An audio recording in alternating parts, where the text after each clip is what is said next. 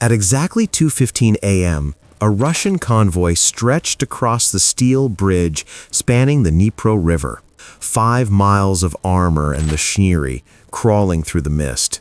Over 500 vehicles, trucks loaded with ammunition, diesel, and command gear, ground to a halt in the night. The convoy was the lifeline for 2,000 soldiers fighting on the southern front. They believed they were protected. Mobile Panzer S-1 air defense systems watched the skies, their launchers loaded with 57 E-6 missiles and 30mm autocannons.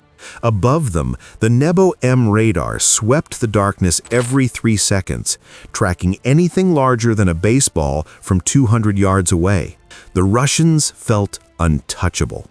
They were wrong. Beneath the bridge, clamped to the steel beams, 12 Ukrainian FPV drones slept in silence. Each cost $600, armed with PG-7VL warheads, capable of slicing through a foot of reinforced concrete. These were no ordinary drones. No GPS, no radio, no pilot. Each relied on onboard LiDAR and structure mapping, waiting for a single encrypted wake signal. For 72 hours they had waited, dormant, invisible, until the moment fate intervened. The failure of a few cheap Russian truck tires caused the convoy to bottleneck right above the kill zone. 500 yards away, in a dimly lit Ukrainian command post, a lone operator pressed a single key. The drones awakened. 12 green lights blinked beneath the bridge. One by one, the drones detached from their magnetic clamps, dropping 3 feet before their brushless motors whirred to life. Their low hum merged with the groan of engines above, unseen, unheard. They moved in formation, hugging the bridge's concrete pillars, invisible to radar. Inside each, the warhead armed with a 1.1-second fuse delay. 6 targeted ammunition trucks, 4 locked onto fuel tankers, 2 aimed for the convoy's command vehicles. Then, one Russian lieutenant sitting inside a Panzer command cabin noticed flickering interference on his console. He switched the radar to active mode. A 57 E-6 missile launched, cutting through the darkness. It struck a decoy drone, one deliberately activated seconds earlier. The explosion painted the riverbank in fire. Engines roared, brakes screeched, and the air filled with confusion. Trucks jackknifed, horns wailed, and the air filled with confusion. That single blast had done more than destroy a decoy. It had confirmed their worst fear. The ghosts were real. Radio chatter erupted. Commands shouted, overlapping panic. Targeting systems failed to acquire lock. Steel interference from the bridge distorted every signal. The drones had vanished again, retreating under the supports like predators fading into the deep. Then came the countermeasure. Drone 3 activated its X-band jammer, turning enemy radar into a blinding field of static. 40 miles north, a Russian A-50 early warning aircraft detected abnormal heat patterns. Its Schmel-M radar sent fresh targeting data to ground units. For a brief moment, Russian optics cleared. A Tor M2 system locked onto Drone 9 and fired. The missile surged at 1,850 miles per hour. Drone 9 instantly deployed its countermeasure, a 100-foot fiber optic decoy reflecting radar echoes 100-fold stronger. The missile veered, detonating midair, lighting the sky in a flash of white fire. Every soldier on the bridge looked up, and in that heartbeat of silence, Ukraine struck. From the bunker, the operator hit execute. 11 drones powered up and roared from beneath the bridge. Propellers screamed at 18,000 RPM as they surged skyward, crossing 200 yards in under 6 seconds. The kill phase had begun. Drone 1 slammed into the concrete beneath an ammunition truck carrying 120mm mortar shells. Its warhead pierced through 12 inches of concrete and detonated. The shaped charge created a blast over 4,000 psi, sending shockwaves bouncing off the river surface below. The concrete pillars shuddered, rebar snapped like bones. Then the others struck. Drones 2 through 7 detonated in sequence under fuel trucks, command posts, and supply carriers. The explosions overlapped perfectly, magnifying their force. The southern half of the bridge convulsed, metal twisting, road sections folding inward. At 3:47 a.m., the bridge gave way. 40 Russian vehicles plunged into the inferno.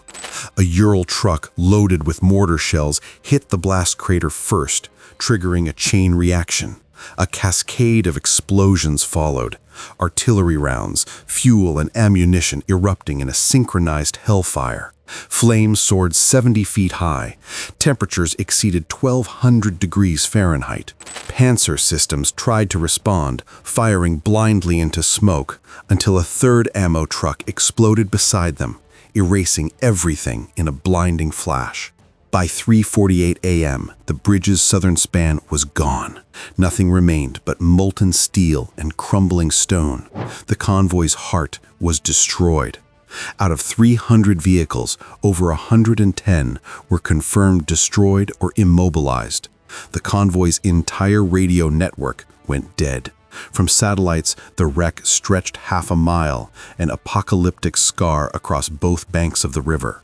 Seismographs registered the explosions as a 2.6 magnitude tremor. The damage went far beyond the blast zone. That convoy had carried over 2 million pounds of munitions and fuel, the lifeline for a full division near Melitopol and Tokmak. Without it, artillery would fall silent in 48 hours. Tanks would run dry in 3 days. Russian logistics officers scrambled for alternate routes, but the Dnipro Bridge had been one of only 2 major crossings. The next was 58 miles away, through contested land already targeted by HIMARS strikes. Any reroute would become a slaughter corridor. Communication ceased. Panic set in. Drone footage released later showed a landscape of twisted metal, burning wrecks, and rivers of fire. 9 of 11 drones had hit their marks. Ukraine had crippled an entire division, using less than $1,000 worth of hardware.